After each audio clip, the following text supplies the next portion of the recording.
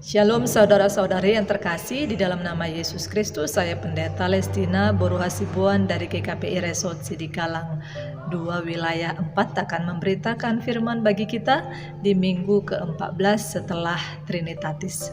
Sebelumnya mari kita menyerahkan hati dan segenap pikiran kita kepada Tuhan. Kita berdoa. Bapa yang baik, kami mengucap syukur atas belas kasih-Mu dalam hidup kami. Terima kasih untuk setiap pertolongan yang Tuhan berikan pada kami. Saat ini Bapa, kami akan mendengarkan firman-Mu dan kami akan merenungkannya. Kiranya Tuhan memberkati hamba-Mu yang akan menyampaikan firman-Mu. Tuhan juga yang memberkati umat-Mu yang akan mendengarkan firman-Mu, agar kiranya boleh kami mengerti firman-Mu, kami boleh merenungkannya, dan juga oleh kekuatan yang daripada-Mu kami boleh melakukannya di dalam kehidupan kami sehari-hari. Kami serahkan semuanya kepada-Mu di dalam nama Yesus Kristus. Kami berdoa dan mengucap syukur. Amin. Firman Tuhan yang menjadi renungan bagi kita di minggu ini adalah yang tertulis dalam Yehezkiel pasal 33 ayat 7 sampai ayat 11. Demikianlah firman Tuhan. Dan engkau anak manusia, aku menetapkan engkau menjadi penjaga bagi kaum Israel. Bila mana engkau mendengar sesuatu firman daripadaku, peringatkanlah mereka demi namaku. Kalau aku berfirman kepada orang jahat, hai orang jahat, engkau pasti mati, dan engkau tidak berkata apa-apa untuk memperingatkan orang jahat itu supaya bertobat dari hidupnya, orang jahat itu akan mati dalam kesalahannya. Tetapi aku akan menuntut pertanggungan jawab atas nyawanya daripadamu. Tetapi jikalau engkau memperingatkan orang jahat itu supaya ia bertobat dari hidupnya, tetapi ia tidak mau bertobat, ia akan mati dalam kesalahannya. Tetapi engkau telah menyelamatkan nyawamu. Dan engkau anak manusia, katakanlah kepada kaum Israel, kamu berkata begini, pelanggaran kami dan dosa kami sudah tertanggung atas kami, dan karena itu kami hancur. Bagaimanakah kami dapat tetap hidup? Katakanlah kepada mereka, demi aku yang hidup, demikianlah firman Tuhan Allah, aku tidak berkenan kepada kematian orang fasik, melainkan aku berkenan kepada pertobatan orang fasik itu dari kelakuannya, supaya ia hidup. Bertobatlah dari hidupmu yang jahat itu. Mengapakah kamu akan mati, hai kaum Israel? Demikianlah firman Tuhan. Ibu bapak, saudara-saudari yang terkasih di dalam nama Yesus Kristus, minggu ini kita disuguhkan tema Allah berkenan kepada pertobatan orang fasik. Dalam Ulangan pasal 11 ayat 26 sampai 28, kita diberikan sikap Allah yang sangat tegas dan nyata bagi bangsa Israel. Tuhan memperhadapkan dua hal yang sangat bertolak belakang bagi orang Israel, yaitu berkat dan kutuk. Tuhan akan memberikan berkat apabila bangsa Israel mendengar perintah Tuhan. Sebaliknya, Tuhan akan memberikan kutuk apabila bangsa itu tidak mendengarkan Tuhan. Dua hal itu silih berganti kalau kita cermati dalam kehidupan dan perjalanan bangsa Israel. Ketika mereka taat, ketika mereka setia, ketika mereka menyembah Tuhan, maka kondisi mereka, situasi mereka akan baik, mereka akan tentram, dan mereka menjalani kehidupannya dengan baik. Sebaliknya, ketika mereka tidak setia kepada Tuhan, ketika mereka durhaka terhadap Tuhan, maka Tuhan pun menghukum mereka dengan berbagai bencana, melalui bangsa-bangsa yang menyerang mereka, melalui cuaca ekstrim, dan juga bahaya atau ancaman yang lainnya. Sehingga kita mendapat kesan seolah-olah Tuhan gampang sekali untuk mengambil tindakan atas bangsa Israel. Pilihannya hanya dua, antara berkat dan kutuk. Tapi benarkah demikian? Tuhan dengan mudahnya untuk menunjukkan sikapnya kepada bangsa Israel. Dalam nas kita saat ini, bangsa Israel sedang dalam posisi terkutuk. Mereka sedang dihukum karena mereka tidak taat, mereka durhaka kepada Tuhan. Sehingga Tuhan mengutus bangsa Babel untuk menyerang mereka, dan akhirnya mereka dibawa dan terbuang ke Babel. Kondisi terbuang tentunya tidak mereka harapkan, dan kondisi itu tentunya tidak memberikan rasa aman, rasa nyaman bagi mereka. Mereka hidup dalam ketakutan dan juga penderitaan. Bahkan di ayat 10 dikatakan, pelanggaran kami dan dosa kami sudah tertanggung atas kami, dan karena itu kami hancur. Bagaimanakah kami dapat tetap hidup? Mereka merasa hancur dan sepertinya putus asa, putus harapan. Dengan tadi menanyakan bagaimana kami dapat tetap hidup. Bahkan kalau kita baca lagi di bagian yang lain, di Hezkiel 37 ayat 2 digambarkan, mereka bagaikan tulang-tulang kering yang tanpa kehidupan. Betapa menyakitkan kehidupan mereka di pembuangan Babel. Mereka sedang ada dalam penghukuman Tuhan. Tetapi apakah berarti Tuhan tidak mengasihi mereka? Apakah berarti Tuhan tidak peduli lagi pada mereka?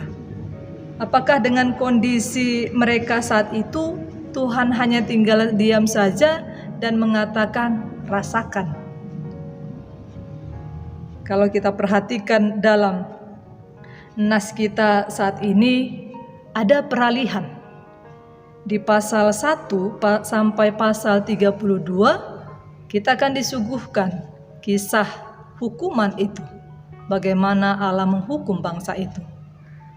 Tetapi ketika kita membaca pasal 33 dan seterusnya, kita akan melihat ada janji pemulihan dari Tuhan. Ada harapan yang diberikan Tuhan kepada mereka. Ada nubuat pengharapan bagi bangsa Israel. Sehingga Tuhan tetap memberi kesempatan. Sehingga Tuhan tidak hanya tinggal diam ketika mereka dihukum. Mazmur 103 ayat 8 menyatakan, Tuhan adalah penyayang dan pengasih, panjang sabar dan berlimpah kasih setia. Di sini kita bisa melihat Tuhan yang pengasih. Jadi ketika dihukum pun Tuhan tetap mengasihi. Sehingga hukuman bukan artinya Tuhan tidak mengasihi. Ia penuh kasih, penyayang, panjang sabar, dan berlimpah kasih setia. Allah itu kasih dan Allah itu tidak dapat memungkirinya. Betapapun bangsa itu sering membuat hati Tuhan kecewa. Ia cepat memberkati, tetapi apabila kita perhatikan, Tuhan itu lambat sebenarnya untuk mengutuk, untuk menghukum. Berulang kali kita lihat, sebelum Tuhan hukum, pasti Tuhan mengutus atau pasti Tuhan memberitahukan terlebih dahulu. Tentu kita ingat cerita air bah, sebelum Tuhan akhirnya mengirimkan air bah itu, hujan selama 40 hari 40 malam, Tuhan sudah terlebih dahulu memberitahukan itu kepada orang-orang pada saat itu melalui Nuh. Dan hati Tuhan pun mudah luluh dan berubah ketika umatnya menjerit, ketika umatnya datang kepadanya mengaku dosa, dan akhirnya umatnya bertobat. Sehingga dalam nas ini kita melihat Tuhan mengutus Nabi Yehezkiel. Hadirnya Nabi Yehezkiel menunjukkan bahwa Allah tetap peduli. Allah tetap mengasihi bangsa Israel. Ia tetap membuka pintu maaf dan menantikan perubahan dari bangsa tersebut. Allah mengangkat Nabi Yehezkiel menjadi penjaga bagi bangsa Israel. Menjadi penjaga berarti Nabi Hezkiel menolong mereka untuk memberitahu apa yang harus mereka perbuat, untuk menyadarkan mereka terhadap hal-hal yang telah mereka perbuat sebelumnya. Jadi Hezkiel akan menjadi cara Tuhan untuk menunjukkan kasih setianya kepada bangsa Israel. Tugas pertama Yehezkiel sebagai penjaga dikatakan bahwa dia mendengar segala firman Tuhan. Dikatakan tadi di ayat 7, bila mana engkau mendengar sesuatu firman daripadaku. Yang pertama, Yehezkiel mendengar firman Tuhan, dan itu menjadi modal utama bagi Yehezkiel untuk melaksanakan tugasnya sebagai penjaga. Dia menjaga bukan dari kekuatan, bukan dari kemampuannya sendiri, tetapi karena Tuhan yang memanggil, dan Tuhan yang akan menolong dia, dan Tuhan yang akan mempersiapkan dia untuk apa yang akan dia katakan dan apa yang harus dia lakukan. Jika dia sudah menerima dan mendengar firman dari Tuhan, mau tidak mau dia harus menyampaikan itu ke tengah-tengah bangsa Israel. Saat ini karena bangsa Israel sedang dalam hukuman, tentu firman ini akan menjadi sesuatu yang keras bagi bangsa Israel, yang memanggil mereka untuk berubah, untuk bertobat. Sangat keras.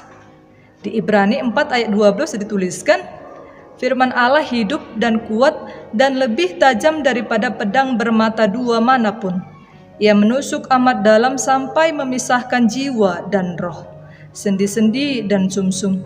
Ia sanggup membedakan pertimbangan dan pikiran kita. Firman Tuhan itu sangat keras. Dikatakan tadi bahkan melebihi pedang bermata dua manapun. Tetapi betapapun itu keras, tugas Yehezkiel adalah untuk menyampaikan firman itu. Karena apabila tidak, maka dosa umat yang tidak mau bertobat akan ditanggung oleh Nabi Yehezkiel itu sendiri.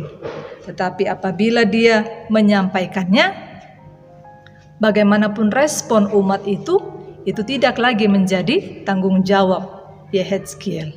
Sehingga di sini kita bisa lihat tugasnya adalah mendengar dan menyampaikan, maka untuk mengambil keputusan itu diserahkan kepada umat Israel sendiri. Sama seperti Yosua dengan tegas mengatakan di Yosua 25 ayat 15, pilihlah pada hari ini kepada siapa kamu akan beribadah. Karena respon umat itu akan mempengaruhi keadaan mereka kelak. Apabila mereka bertobat, berubah, maka Tuhan akan memulihkan mereka. Tetapi apabila tidak, maka hukuman Tuhan akan terus berlangsung pada mereka. Di masa penghukuman itu, kita melihat Tuhan memberikan janji pemulihan. Tuhan katakan di ayat 11, Aku tidak berkenan kepada kematian orang fasik, melainkan aku berkenan kepada pertobatan orang fasik itu dari kelakuannya supaya ia hidup. Bertobatlah dari hidupmu yang jahat itu. Ada kesempatan yang diberikan kepada bangsa Israel, dan seruan yang diberikan adalah bertobat untuk memberikan diri mereka kembali kepada Tuhan. Bertobat artinya berbalik arah dari yang tadinya membelakangi Tuhan, tidak setia kepada Tuhan, tidak menyembah Tuhan, berbalik arah menghadap kepada Tuhan, patuh kepada Tuhan, mendengar Tuhan, dan setia kepada Tuhan. Tentu kita juga diingatkan untuk pengalaman yang berharga dari kota Niniwe. Ketika Tuhan sudah memutuskan untuk menghukum mereka, tentu saja dengan terlebih dahulu memberikan peringatan melalui Nabi Yunus, dan akhirnya kota Niniwe, baik rakyat pemimpinnya, bahkan sampai ternak mereka memutuskan untuk bertobat, maka Tuhan pun urung untuk menghukum mereka. Sehingga harapan itu juga yang disuarakan kepada bangsa Israel agar mereka bertobat dan kembali kepada Tuhan. Ibu bapak, saudara-saudari yang terkasih di dalam nama Yesus Kristus, melalui teks ini ada beberapa hal yang boleh kita renungkan. Yang pertama, kita senantiasa diingatkan betapa Allah begitu mengasihi kita. Allah mengasihiku dan Allah mengasihi ibu bapa, saudara-saudari sekalian. Kita tidak perlu meragukan dan mempertanyakannya. Begitu banyak cerita Alkitab yang sudah membuktikannya, bahkan kita juga sudah menikmatinya melalui Yesus Kristus. Ia mengutus anaknya yang tunggal untuk menyelamatkan kita, untuk membebaskan kita dari hukuman yang harusnya kita tanggung. Ia sangat mengasihi kita. Yang kedua, kita boleh lihat bahwa panggilan bertobat ini menjadi respon bagi kita, bagi orang yang telah menerima keselamatan dari Tuhan. Kalau dalam nas tadi kita melihat bahwa bertobat itu menjadi panggilan bagi mereka agar mereka diselamatkan oleh Tuhan dari hukuman itu. Tetapi bagi kita yang telah menerima anugerah keselamatan yang dari Kristus, bertobat menjadi respon jawaban iman dari kita. Bagi kita yang telah menerima curahan darah Yesus Kristus di kayu salib. Dan seruan ini senantiasa didengungkan dari sejak jatuhnya manusia ke dalam dosa sampai kepada kita saat ini. Sampai akhirnya nanti Yesus datang untuk menjadi hakim atas kita. Bertobat diserukan kepada kita untuk berbalik kepada Tuhan, untuk setia kepada Tuhan, untuk kembali mendengar Tuhan. Tentu ini bukan sesuatu yang mudah. Jangankan bertobat, mengubah kebiasaan saja sudah sangat sulit. Misalnya mengubah kebiasaan awalnya bangun pagi jam 7 untuk diubah menjadi bangun jam 5 pagi, tentunya bukan sesuatu yang mudah. Apalagi komitmen untuk mengikuti Tuhan. Tetapi komitmen ini tidak menjadi mustahil apabila kita mengingat poin yang pertama tadi, betapa Tuhan mengasihi kita.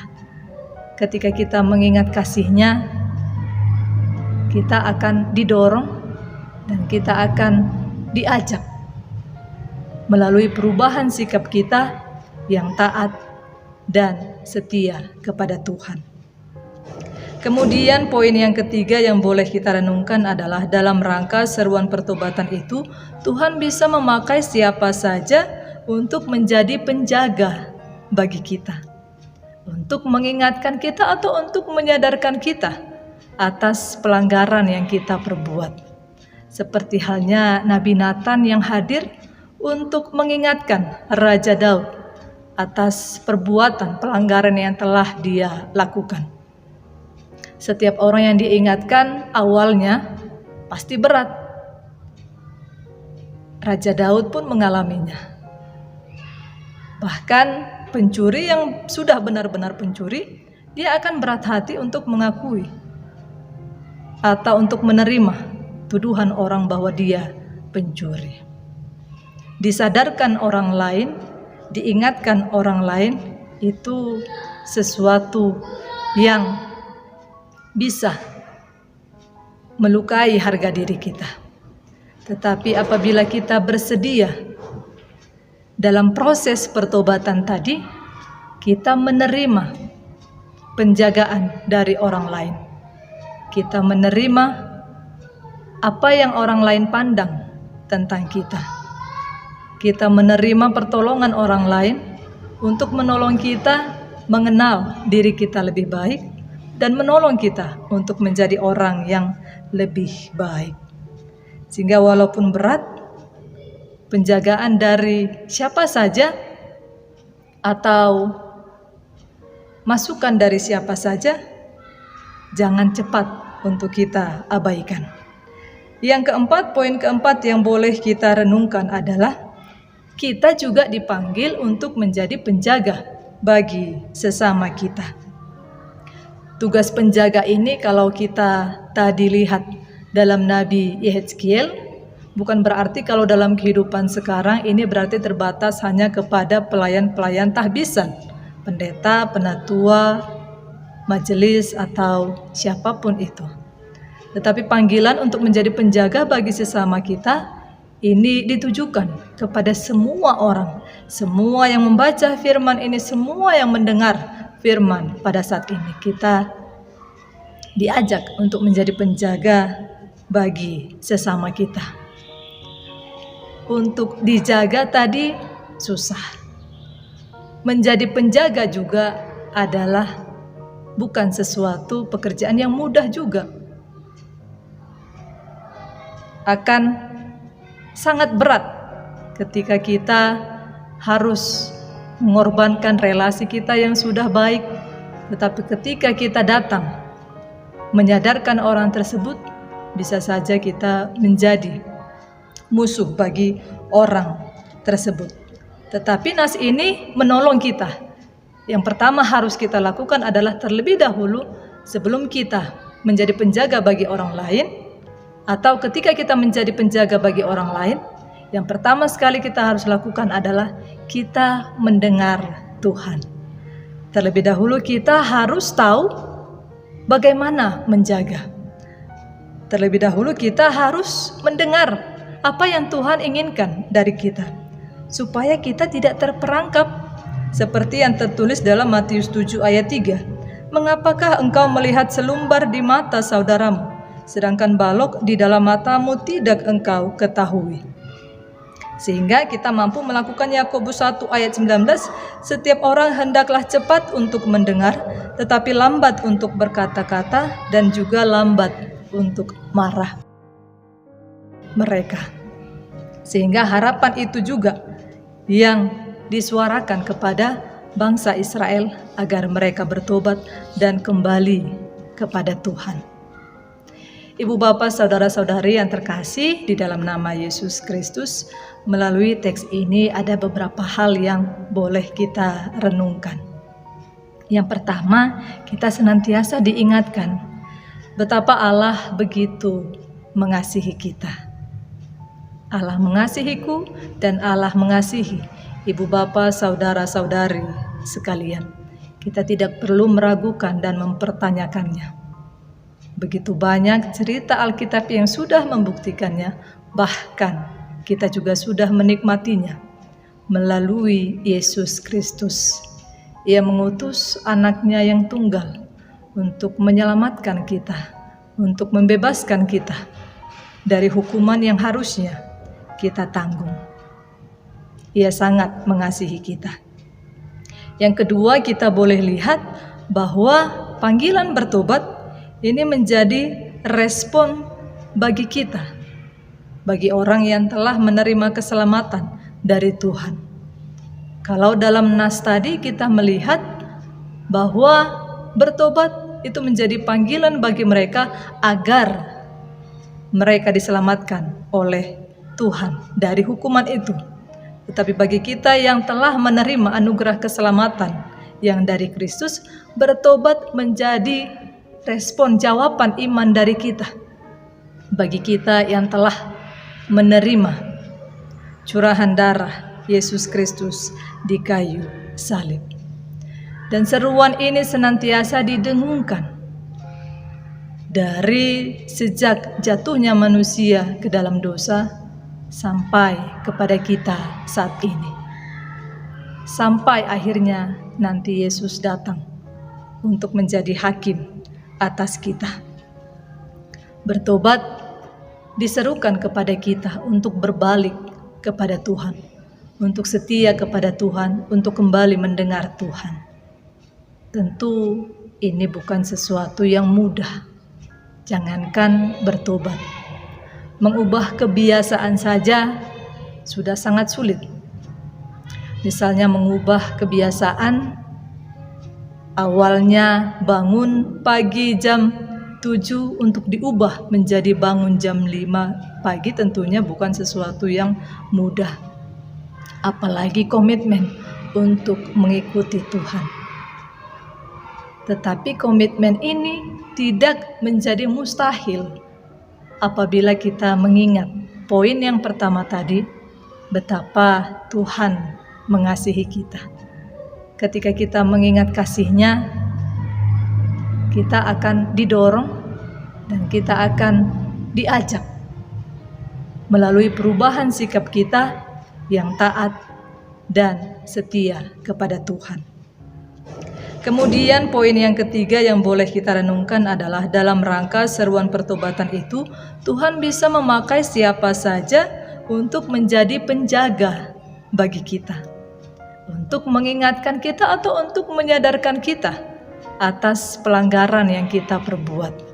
Seperti halnya Nabi Nathan yang hadir untuk mengingatkan Raja Daud atas perbuatan pelanggaran yang telah dia lakukan. Setiap orang yang diingatkan awalnya pasti berat. Raja Daud pun mengalaminya.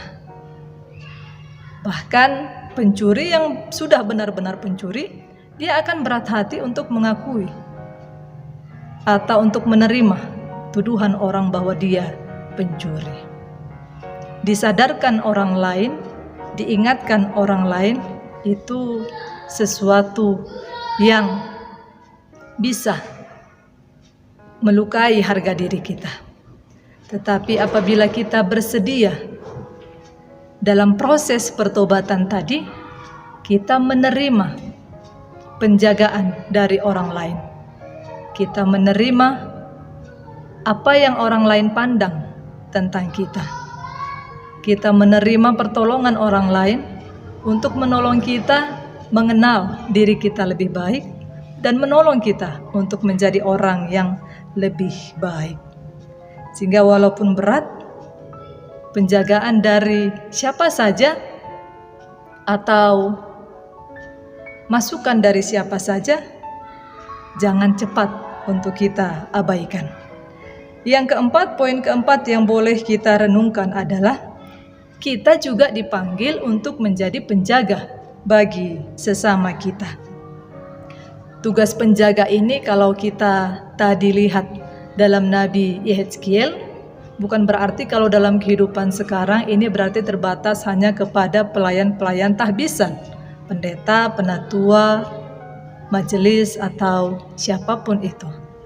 Tetapi panggilan untuk menjadi penjaga bagi sesama kita ini ditujukan kepada semua orang, semua yang membaca firman ini, semua yang mendengar firman pada saat ini. Kita diajak untuk menjadi penjaga bagi sesama kita. Untuk dijaga tadi susah. Menjadi penjaga juga adalah bukan sesuatu pekerjaan yang mudah juga. Akan sangat berat ketika kita harus mengorbankan relasi kita yang sudah baik, tetapi ketika kita datang menyadarkan orang tersebut, bisa saja kita menjadi musuh bagi orang tersebut. Tetapi nas ini menolong kita.